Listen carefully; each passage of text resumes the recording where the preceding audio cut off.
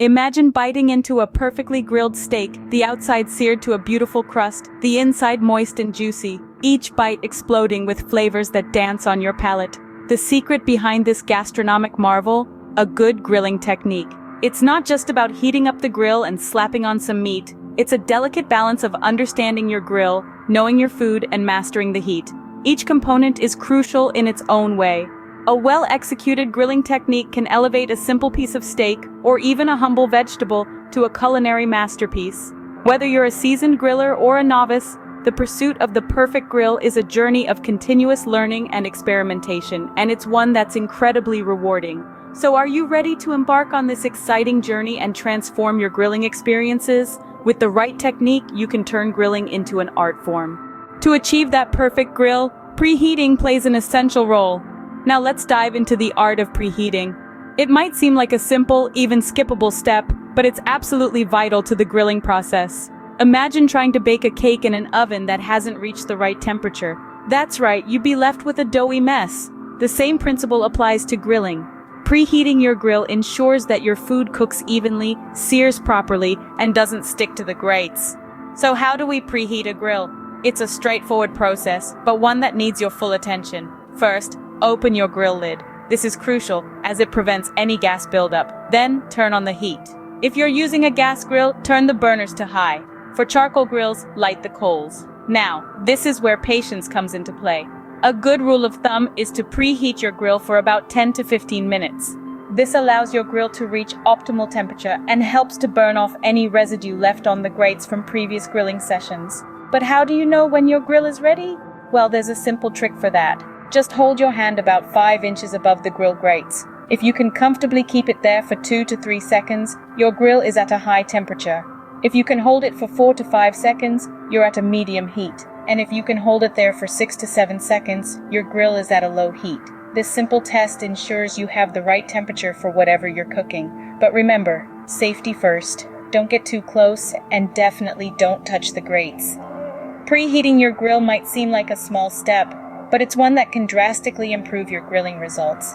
It's all about creating that ideal environment for your food to cook in. Remember, patience is key. A well preheated grill sets the stage for a perfect grill.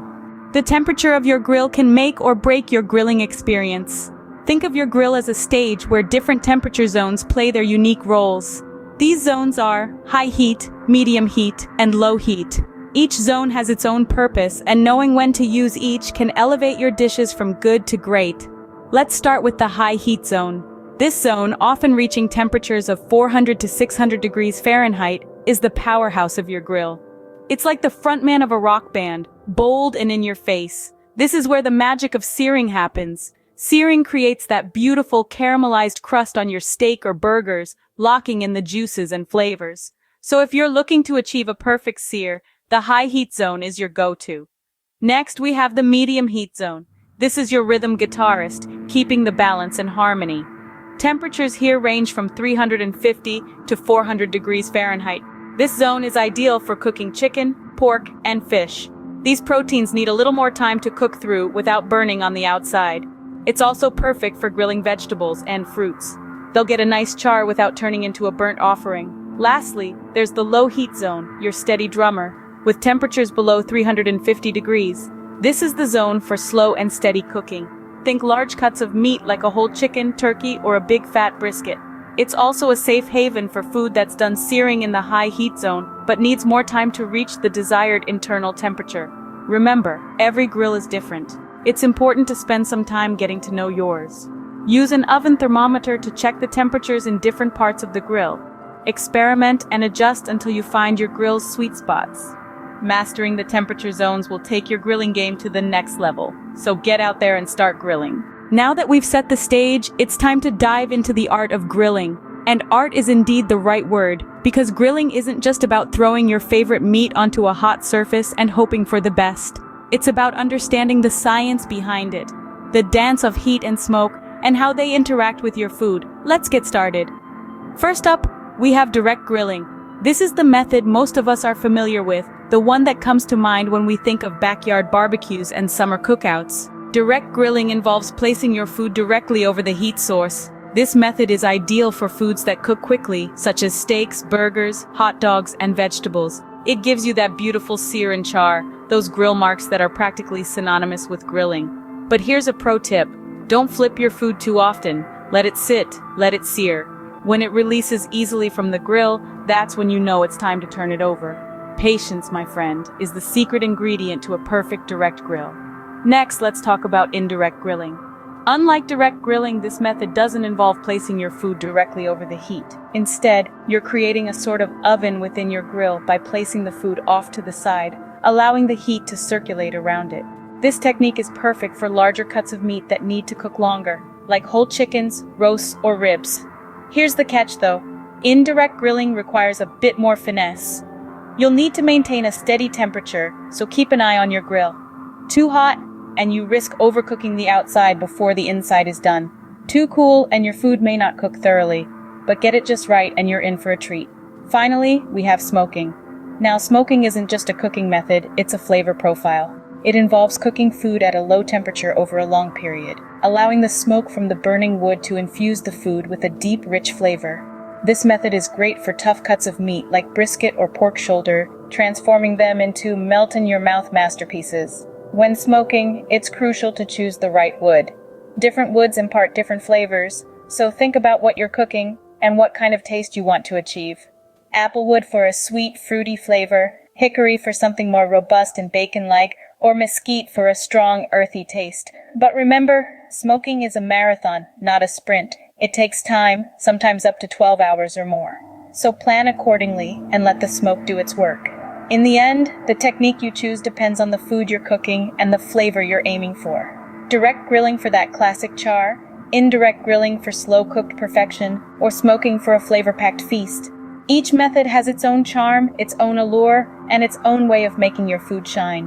Remember, each technique brings out different flavors and textures, so don't be afraid to experiment. Grilling is as much about the journey as it is about the destination. So go ahead, fire up that grill, and let's get cooking. Grilling is not just about the heat, it's also about the timing. Timing is key when it comes to grilling. Whether you're grilling a juicy steak or a delicate fillet of fish, knowing how long to keep your food on the heat can make all the difference between a delicious meal and a charred disaster. When we talk about timing, we're talking about how long your food needs to be on the grill to reach the perfect level of doneness. Overcook your food, and it can become tough and dry. Undercook it, and you could end up with a meal that's raw in the middle. So, how long should you grill different types of food? Well, that largely depends on the thickness of the food and the desired level of doneness. A thin steak, for instance, might only need 2 to 3 minutes per side for medium rare, while a thicker cut could require up to 10 minutes per side. Fish, on the other hand, cooks much quicker than meat. A fillet of salmon might only need 3 to 4 minutes per side, while a whole fish could take up to 10 minutes per side. Vegetables also vary in their cooking times.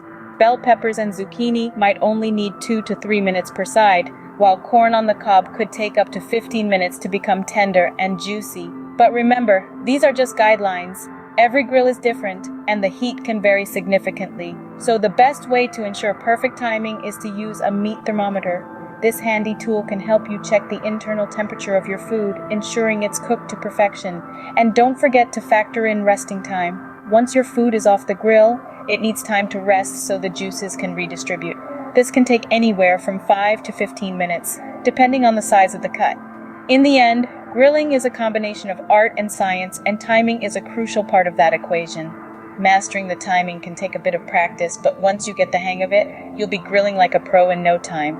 Perfect timing ensures a perfect grill every time.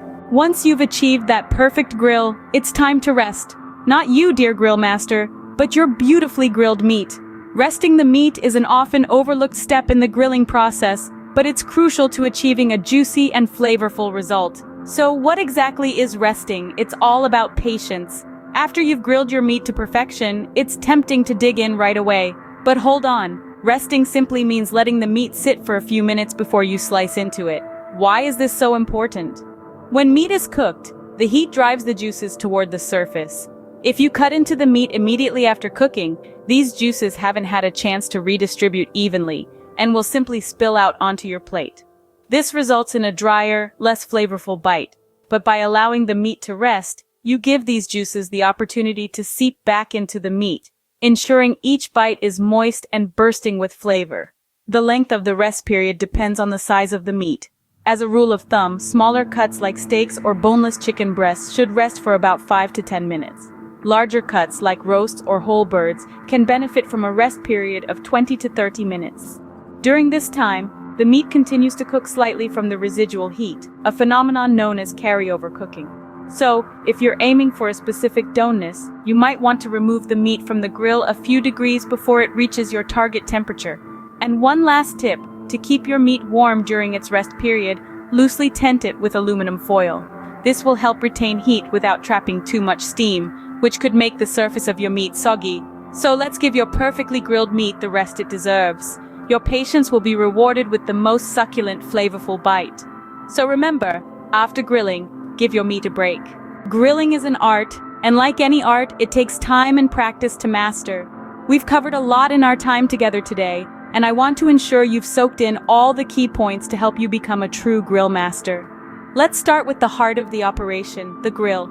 We've discovered that a perfect grill is more than just a piece of equipment. It's your partner in this culinary dance. It's important to preheat your grill, a step often overlooked but crucial in achieving that ideal sear and smoky flavor we all love. Then, we delved into the importance of choosing the right temperature. Remember, not all foods are created equal, and each has its unique temperature sweet spot. A steak may require a high-heat sear, while a delicate fish might need a more gentle, lower temperature. Next, we explored various grilling techniques.